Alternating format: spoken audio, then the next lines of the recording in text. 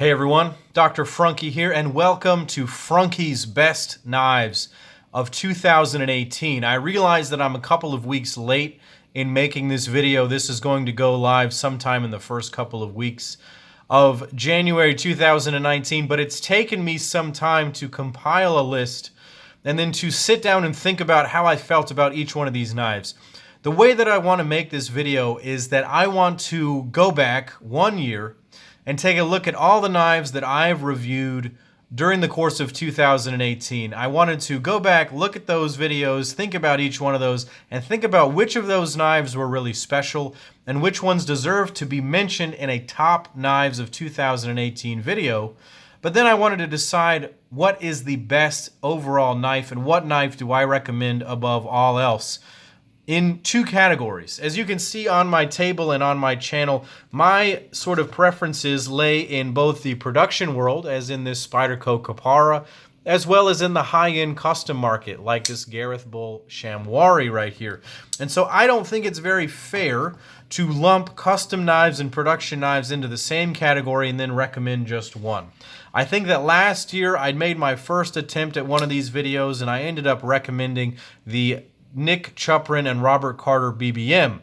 They only made 40 of these knives, and so they're extremely rare and hard to get. And while I still think this is one of the best knives that I've ever experienced, it was not widely available. And so what I wanted to do this time was divide it up into two categories where I can talk about the best production knives and then the best custom knives in my experience, and then try to choose one from each of those groups. And so what I'm going to start out with first is the top production knives of 2018. Here, I've got my outline in front of us, and we're going to talk about all these.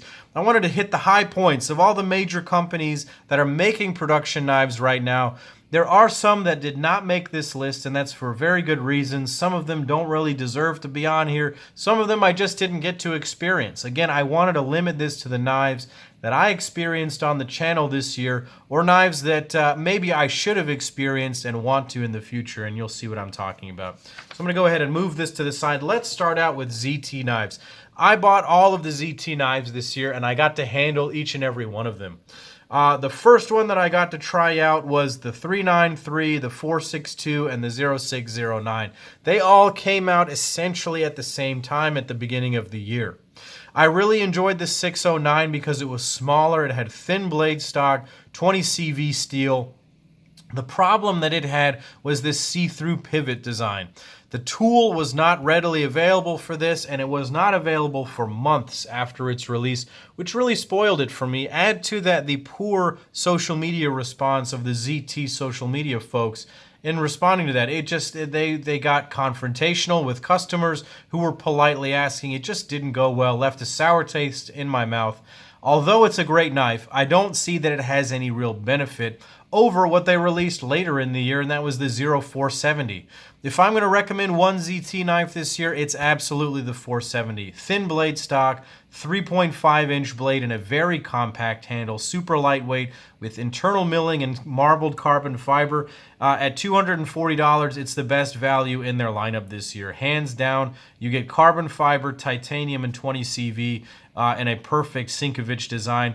This is a blown-up version of the Kershaw Atmos, which I'll mention in just a minute. The 462 was too big and unwieldy for almost anyone to use. I don't understand who's carrying these types of gigantic sword-like knives other than people just trying to have that novelty of having a huge knife. It really just wasn't for me. I would still like the 452, the more traditional full-size knife, over this one.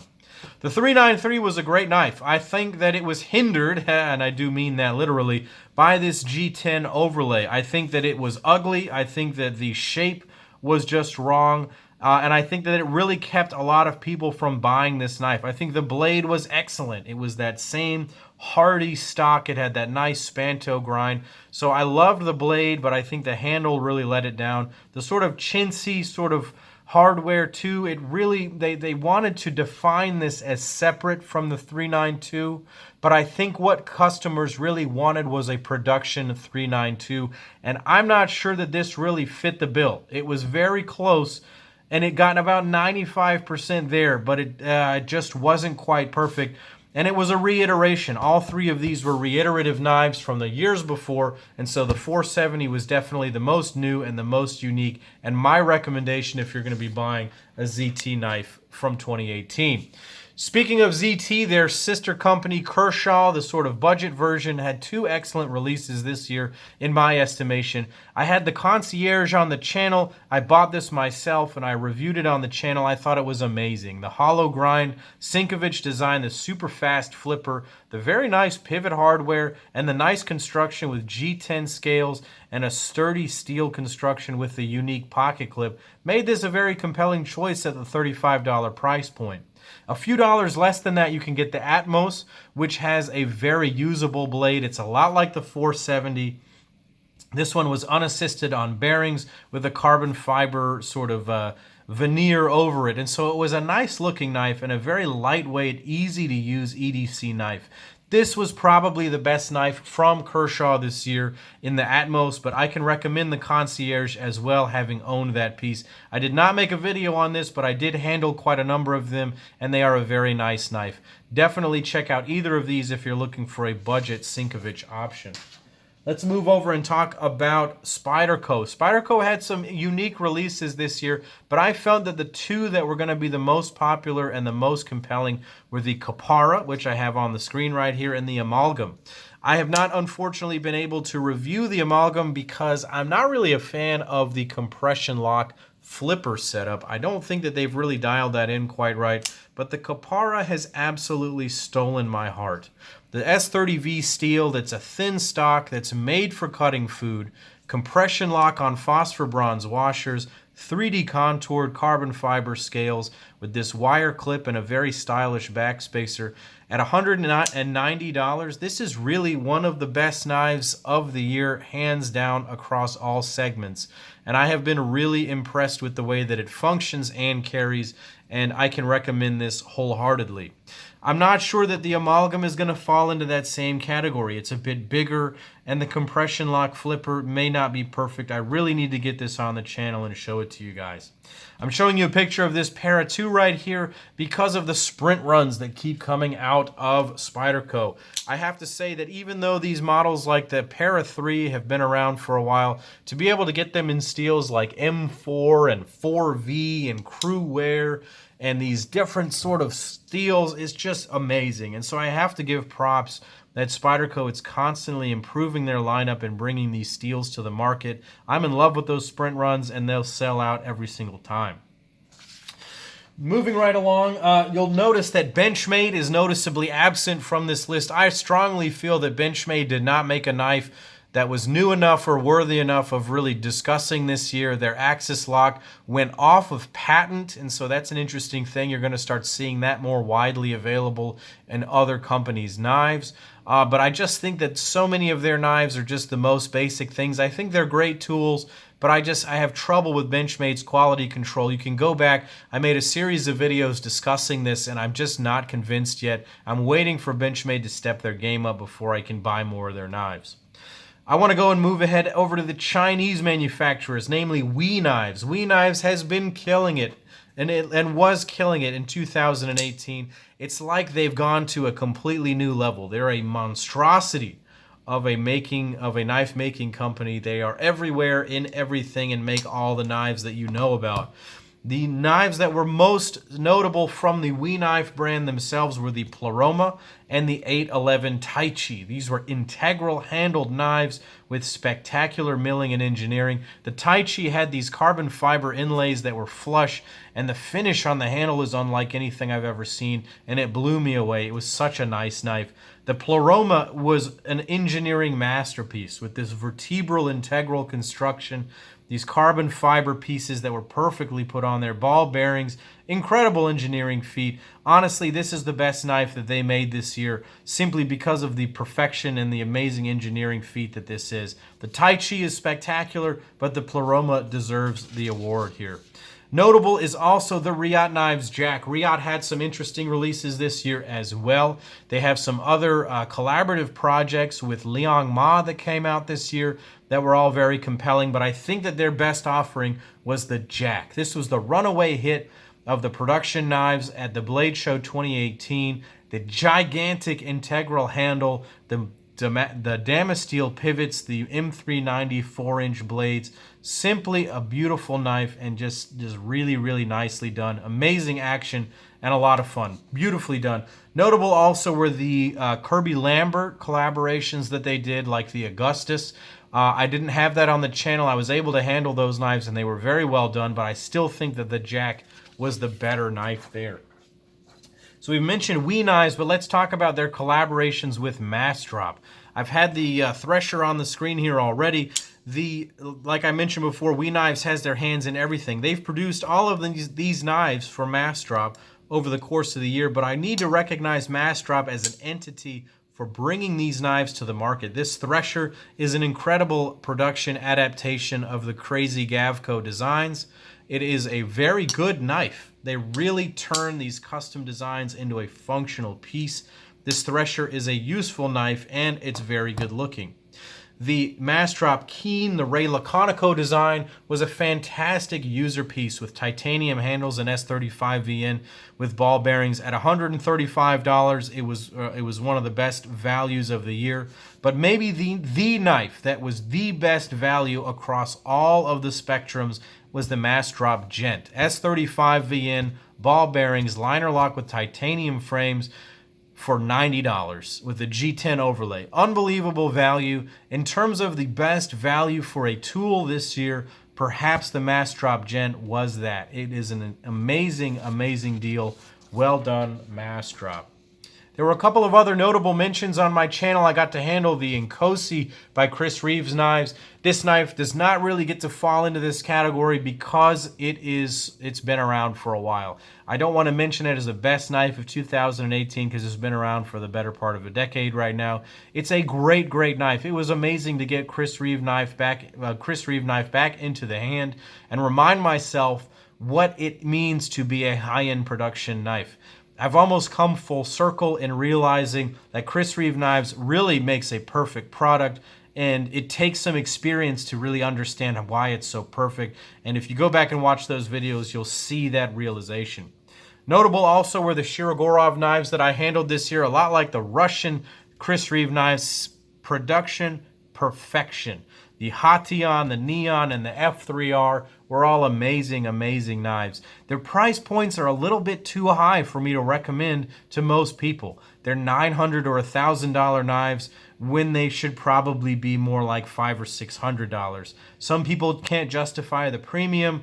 Some people worry about just the fact that they're Russian knives and not American made. And so I can't recommend that at the top of the list, but I was in love with the designs. I think they make a perfect, perfect knife. So that was my production discussion. I'm going to go ahead and come through with the recap here. We talked about the ZT knives, where I think the 470 was probably the best knife in that group.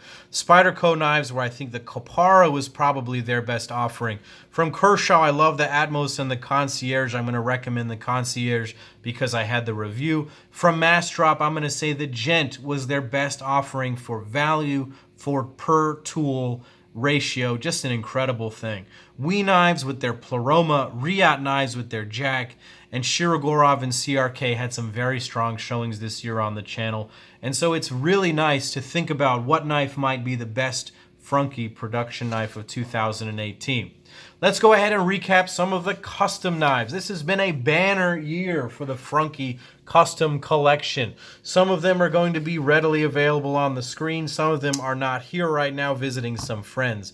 But I've gotten some incredible grails this year, including this Jason Guthrie Scout, the Grail Wari from Gareth Bull, that crazy Thorburn with the Zircume and the Damacor, and this incredible Jonas Iglesias full dress Volt with this Mokume scale.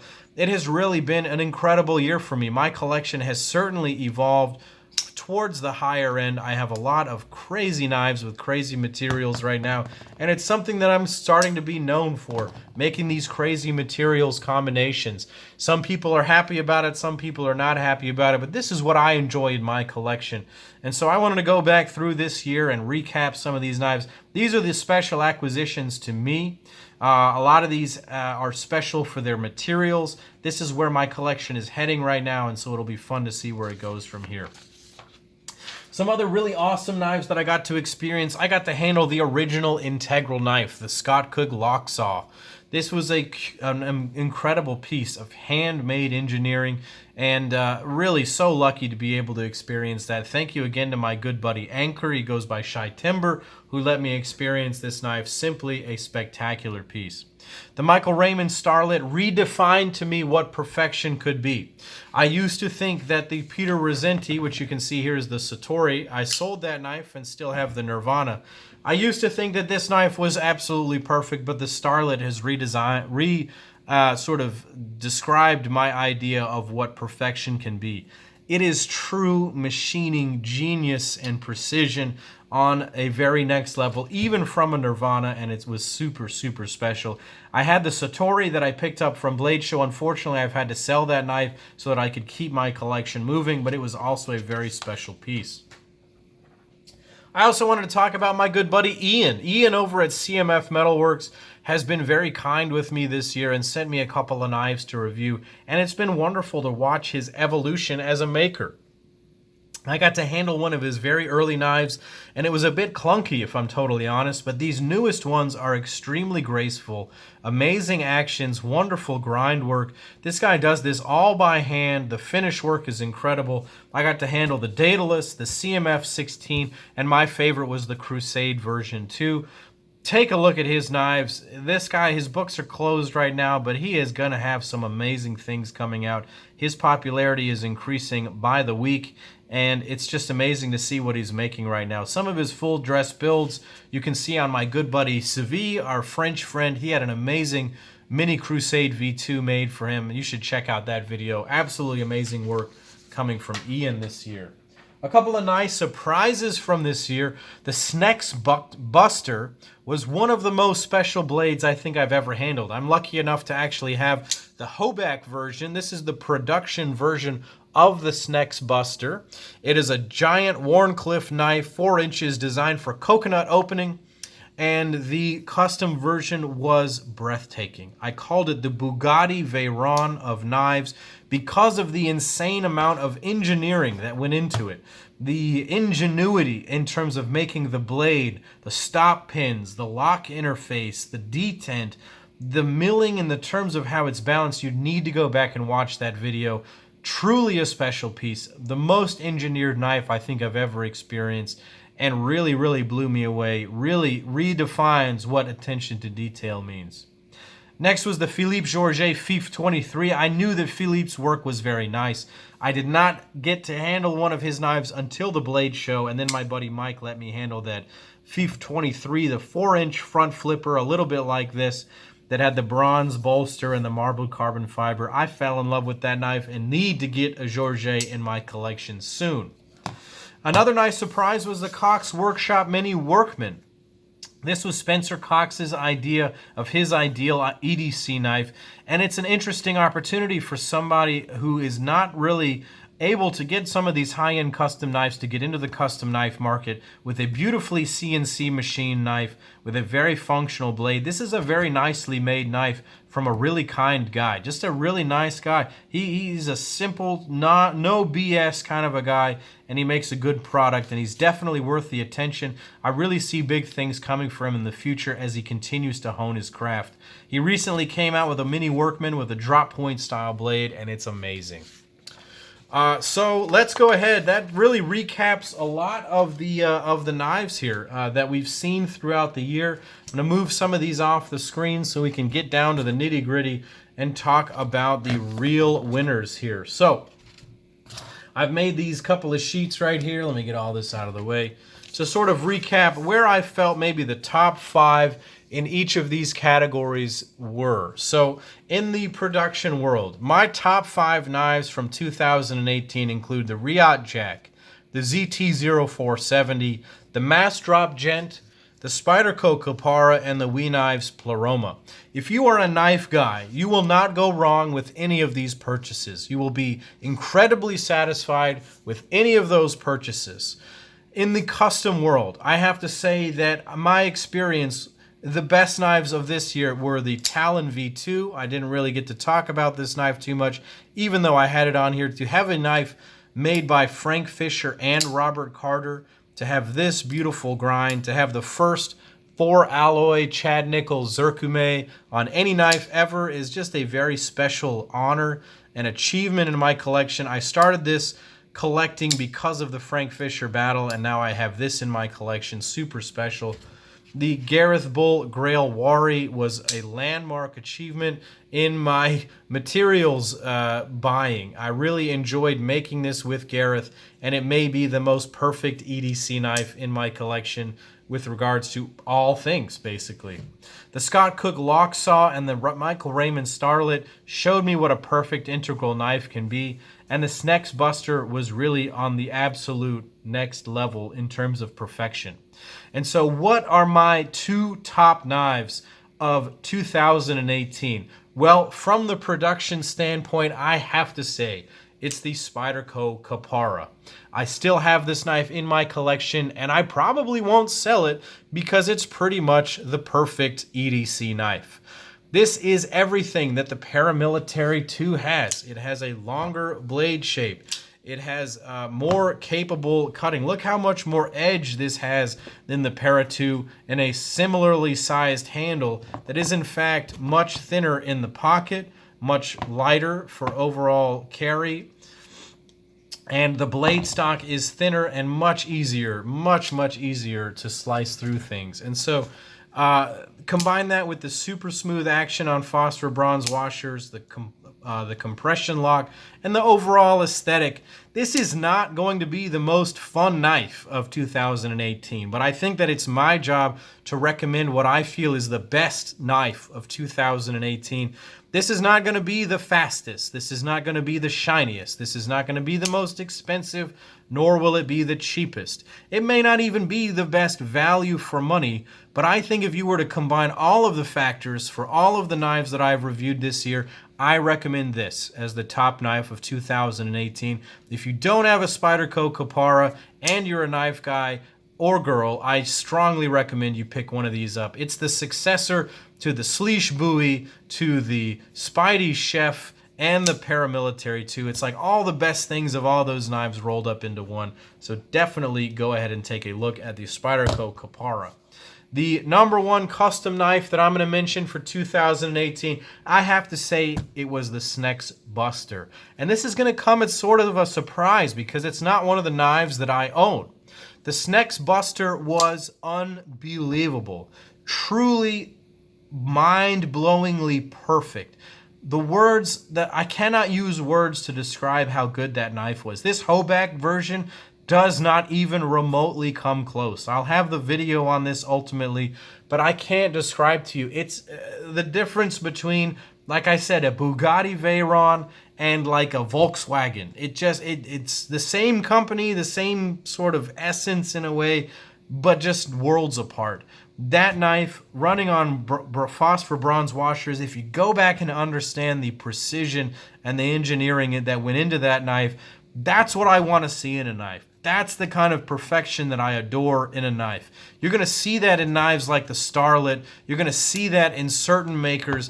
And it just really blows my mind that someone can almost scientifically produce a perfect knife. And so that is what really stole the show for me. I still think about that knife and how good it was. I know it's a bit big. I know it's a bit unwieldy. It's probably not a great knife for EDC, but the perfection of the Snex Buster is truly next level. Now he's inventing an entirely new lock mechanism for his next knife. I regretfully did not get on the list for that knife, but it should be something spectacular. Anyways, guys, I hope this video was helpful to you. I know it's very low tech. I really don't do any video editing, so I just printed out a bunch of black and white pictures, and I hope it was worth it to you. But seriously, guys, you are not going to go wrong with the Spyderco Kapara. It is definitely my favorite production knife of 2018, but anywhere on this top 5 list you're going to go find. In terms of the custom knives, these were my favorite knives that I had on the channel this year. It was a joy to bring them to you and to show these to you. Custom knives are a world unto themselves, and you're just going to have to take all that with a grain of salt. But the Snex Buster really stole the show for the whole year for me. hands down. So thank you guys so much for watching. Leave some comments down below if you think that I missed a knife or you want me to review a knife in 2019. I'm happy to do it. Some interesting things that happened on my channel. I was able to start a Patreon. I haven't mentioned this yet, and I need to make a separate video to discuss that, but I have a Patreon that I've set up so that I can start reviewing more production level knives. Some people didn't really understand why I set it up. It's not to buy more custom knives, it's to get more production knives on the camera so that I can provide you guys with a better overall opinion on more knives. And so look at my Patreon. I'll leave a link down below. If you feel like contributing, even $1 a month will certainly help me to make this happen for you guys. I have certain achievement levels that I'm trying to get to, and I'm going to be giving all of the money back in the form of knives and other gifts to the patrons. So this is in no way going to be paying for my custom knife hobby. So in any case, guys, thank you so much for watching. This is my best knives of 2018 video. Go ahead and click like. Leave a comment down below and subscribe to my channel if you haven't already done that. Head over to Instagram and follow me as Dr. Frunkey. And as always, guys, take care. Have a great 2019. Seriously. Bye, guys.